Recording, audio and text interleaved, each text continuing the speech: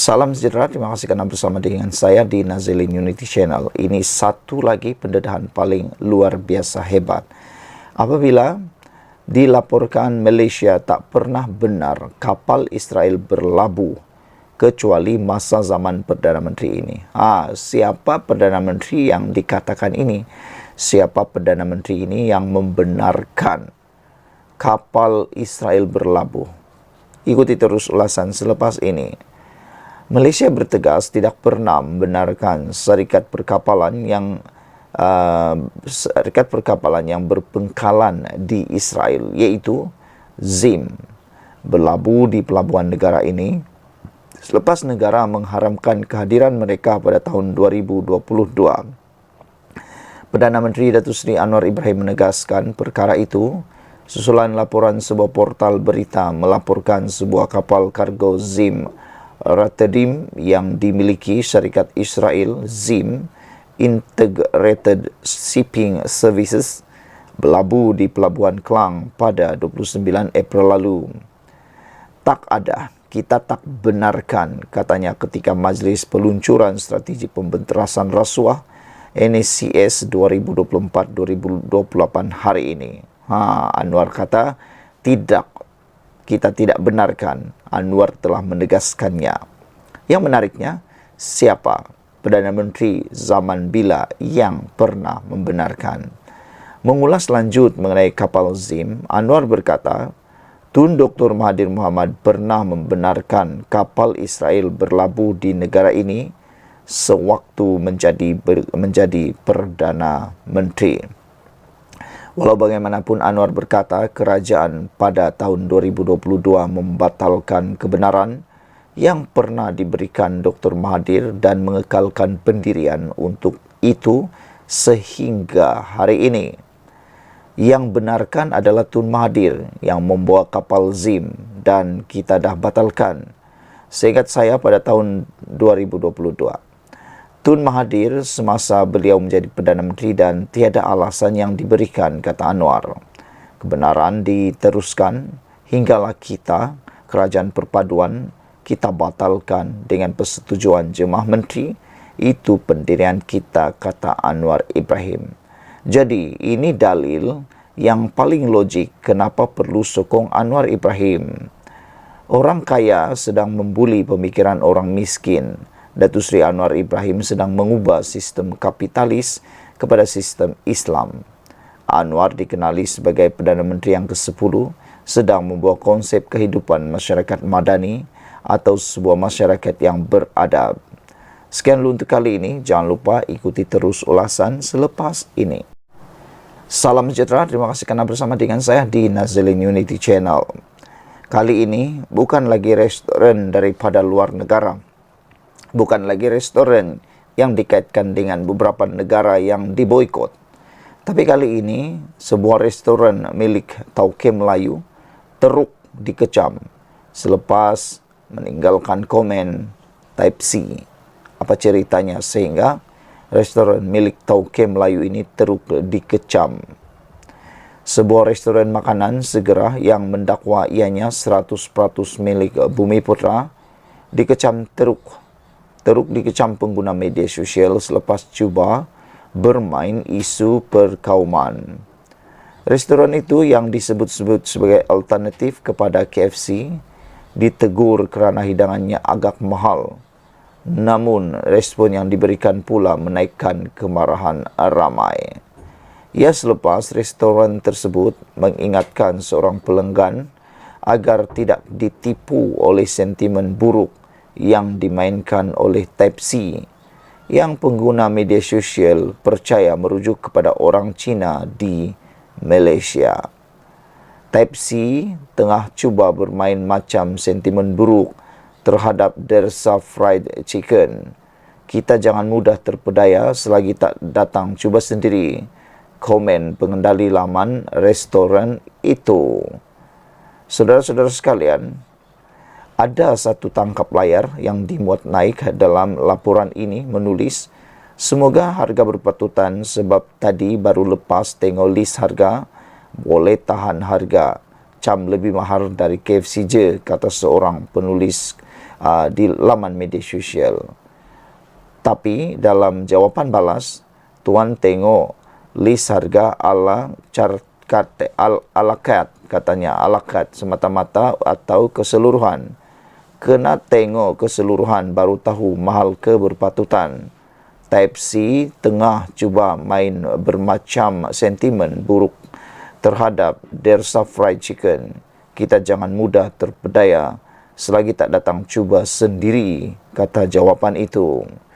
Respon itu menyebabkan ramai yang berang selain memberi peringatan apabila sesuatu perniagaan menggunakan pakai sentimen perkauman, ia tidak akan bertahan lama, bukan saja di Malaysia tetapi di seluruh dunia. Tidak kurang juga di antara mereka mahu memboikot restoran berkenan. Ada seorang lagi penulis di laman X kata, siapalah handle media dorang ni? Takkan haya rempit, hancur teruk PR dekat media sosial, kata beliau. Konten pun entah apa-apa, kata seorang lagi penulis di ruangan X. Susulan itu, restoran yang dikatakan pemiliknya adalah Dersa Fried Chicken memohon maaf berhubung komen di media sosial yang menyebabkan netizen dakwa pihak restoran itu cuba bermain isu perkauman.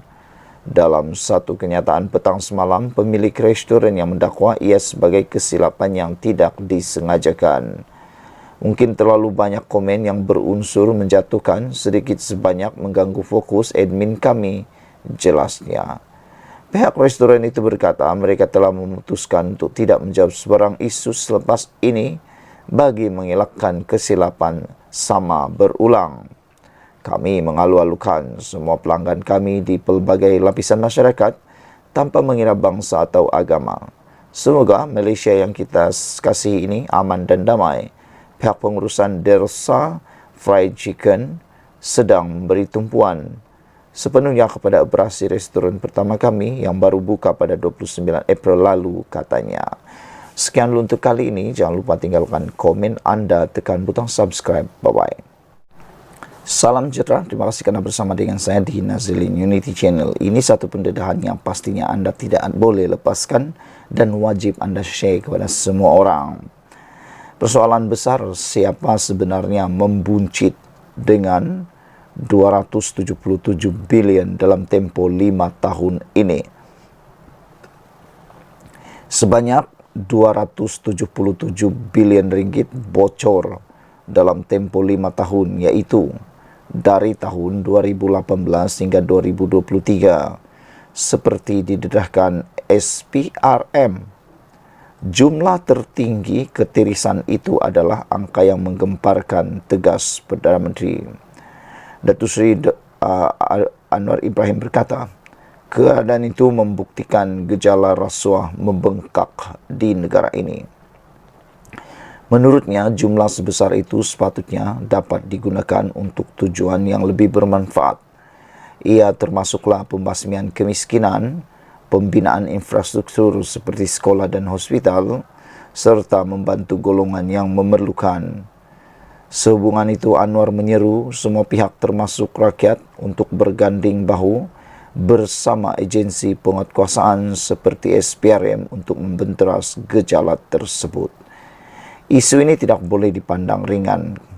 Anda memerlukan kesungguhan, komitmen, dedikasi dan keberanian serta memerlukan legislatif dan perundangan yang kuat untuk melindungi kita dari gejala rasuah. Dan paling penting, anda perlu keberanian politik serta hala tuju yang jelas. Saya percaya dengan kekuatan ini, tekad politik yang jelas, supaya semua tidak sanggup dan tidak bersedia untuk berkompromi dengan rasuah, tegasnya. Anwar berkata demikian ketika berucap merasmikan Majlis Peluncuran Strategi Pembenterasan Rasuah Nasional 2024 hingga 2028 di Putrajaya hari ini. Beliau yang juga Menteri Kewangan berkata, NSCS melibatkan pelbagai agensi dan jabatan penguatkuasaan dengan tetap diterajui SPRM. Kita luncurkan agenda pembenterasan rasuah yang tentu tonggaknya masih SPRM, tetapi yang terlibat ialah semua, termasuk LHDN, Lembaga Hasil Dalam Negeri, Polis Diraja Malaysia, Jabatan Immigration, Jabatan Kastam Diraja dan agensi-agensi lain yang harus memastikan negara ini beranjak daripada berketerlanjuran lalu dan lebih tertekad untuk membenteras gejala rasuah, ucapnya lagi. NSCS 2024-2028 akan menggantikan Pelan Anti Rasuah Nasional 2019 hingga 2023 dengan lebih memberi tumpuan terhadap keberkesanan usaha pencegahan rasuah, meningkatkan tata kelola dan integriti dalam pentadbiran perkhidmatan awam serta syarikat berkaitan kerajaan. Dalam masa sama, NSCS menggariskan strategi-strategi penting yang tertumpu pada peningkatan integriti, ketelusan dan kebertanggungjawaban merentas berbagai sektor di Malaysia. Ia merangkumi ahli politik, pentadbiran awam, perolehan kerajaan, penguatkuasaan undang-undang, institusi perundangan dan kehakiman, sektor swasta serta masyarakat. Sekian dulu untuk kali ini. Jangan lupa tinggalkan komen anda untuk isu yang paling panas ini. Siapa sebenarnya membuncit dengan 277 bilion ringgit dalam tempoh 5 tahun ini? Kita jumpa lagi. Bye-bye. Salam sejahtera. Terima kasih kerana bersama dengan saya di Nazilin Unity Channel. Ini berita terburuk yang kita terima untuk Tun Mahathir, Mukriz dan juga Parti Pejuang. Baru-baru ini Mukriz menyatakan minat untuk bekerjasama dengan GRS untuk PRN Sabah dan dilihat Pejuang terdesak untuk mencari kerjasama dengan parti-parti politik. Selepas gagal dalam pilihan raya yang lepas, sehingga tiada satu pun parti mereka kerusi yang mereka menangi, dan lebih teruk lagi telah kehilangan wang pertaruhan atau wang deposit, dan ini menyebabkan mereka sukar untuk bangkit semula. Akhirnya, Pejuang mahu bekerjasama dengan GRS Sabah. Tetapi malangnya, berita mendukacitakan ini timbul dan muncul di hadapan muka Parti Pejuang. Tiada sebab kerjasama Pejuang, GRS PH Plus ada komitmen, kata pemimpin. Ketua Penerangan GRS, Johnston Bangkuai berkata, GRS selesa dengan PH Sabah, manakala Armizan Muhammad Ali mahu GRS PH Plus diperkukuh. Kerjasama Gabungan Rakyat Sabah GRS, Pakatan Harapan PH Plus, ingin diperkukuh dahulu, walaupun Pejuang menyatakan minat mahu bekerjasama, kata Armizan Muhammad Ali. Timbalan Setiausaha Agung GRS itu berkata, setakat ini, tiada sebarang perbincangan GRS dengan Pejuang untuk berdepan PRN Sabah. Komitmen kita untuk menyelesaikan mandat rakyat ini adalah melalui kerangka kerjasama dalam GRS PH Plus. Jadi, sebarang cadangan lain, ia tidak boleh daripada mana-mana individu di peringkat GRS untuk memberikan pandangan, tetapi ia perlu untuk mendapat konsensus dalam kerangka kerjasama sedia ada antara GRS dan PH Plus, katanya dipapar menurut Sinar Harian. Beliau berkata demikian mengulas hasrat Pejuang yang berminat menjalinkan kerjasama dengan GRS dan pada PRN mendatang. Armizan berkata, ketika mengulas lanjut, berkata hasrat Pejuang belum dibangkitkan dalam mana-mana mesyuarat peringkat GRS. Yang penting bukanlah pandangan saya, tetapi GRS ini parti yang melibatkan pelbagai komponen, jadi ia perlu dirunding dan dibincangkan. Tetapi apa yang saya boleh yakinkan sebagai salah seorang ahli jawatan kuasa GRS di peringkat pusat, tidak ada sebarang perbincangan dengan mana-mana pihak lain selain kerangka GRS Pakatan Harapan Plus. Itulah kerjasama yang ingin kita perkukuhkan pada masa ini, katanya. Sementara itu, Ketua Penerangan GRS Johnston Bangkuai berkata, GRS selesa dengan PH Sabah untuk menerajui kerajaan negeri. Katanya tidak ada sebab untuk gabungan parti tempatan itu menjalinkan kerjasama dengan parti lain yang berpengkalan di Semenanjung, Malaysia. Pada 4 Mei, Presiden Pejuang Mukhlis Mahathir berkata, partinya mengadakan perbincangan tidak rasmi dengan beberapa parti politik JRS untuk menjalinkan kerjasama.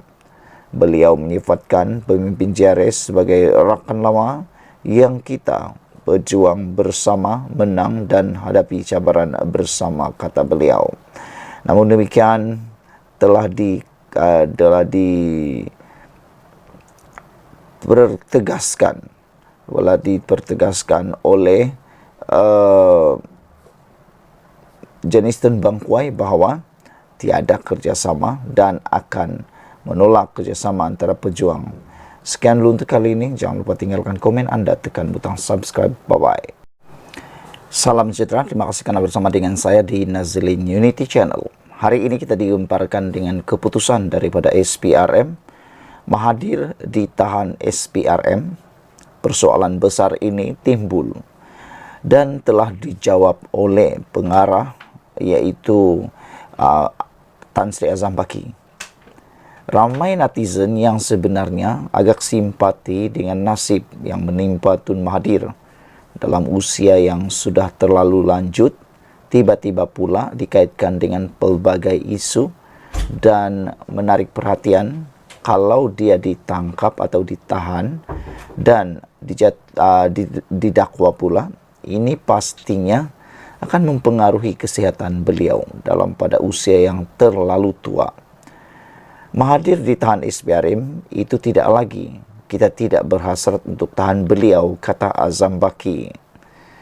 SPRM tidak berhasrat untuk menahan Tun Dr. Mahathir Mohamad berhubung isu pengisytiharan harta. Ketua Pesuruhjaya Tan Sri Azhambaki berkata, ia kerana siasatan terhadap bekas Perdana Menteri itu masih berjalan. Itu tidak lagi, kata beliau. Kita tidak berhasrat untuk tahan beliau, kata Tan Sri Azhambaki ketika ditemui pemberita selepas peluncuran strategi pembenterasan rasuah nasional 2024 hingga 2028 di sini hari ini. Sebelum ini, Azam memaklumkan negarawan itu antara individu yang disiasat berhubung isu pengisytiharan harta. Ekoran penyiasatan itu, kedua-dua anaknya juga diberi notis untuk mengisytiharkan harta dalam tempoh yang dinyatakan dalam notis di bawah Seksyen 36 Akta SPRM 2009. Pada 18 Januari lalu, SPRM meminta kedua-dua anak Dr. Mahathir Mirzan dan Tan Sri Mokzani mengisytiharkan segala aset alih dan tidak alih yang berada dalam pegangan sama ada di dalam atau di luar negara dalam tempoh 30 hari dari tarikh notis.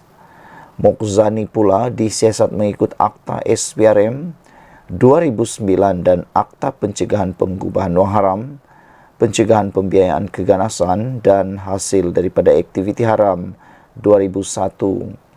Sementara itu ditanya mengenai tempoh kontrak perkhidmatannya disambung atau sebaliknya, Azhambaki enggan mengulas perkara itu sehingga tarikh kontraknya tamat. Walahum, saya tak mahu buat sebarang spekulasi. Kontrak perkhidmatan tamat pada masa sehingga 12 Mei ini, tarikh hari lahir, katanya. Azam dilihat dilantik semula sebagai Ketua Pesuruhjaya SPRM pada tahun lalu untuk tempoh selama setahun dan diperkenan oleh Yang di-Pertuan Agong Al-Sultan Abdullah Riayatuddin Al-Mustafa Bilal Shah.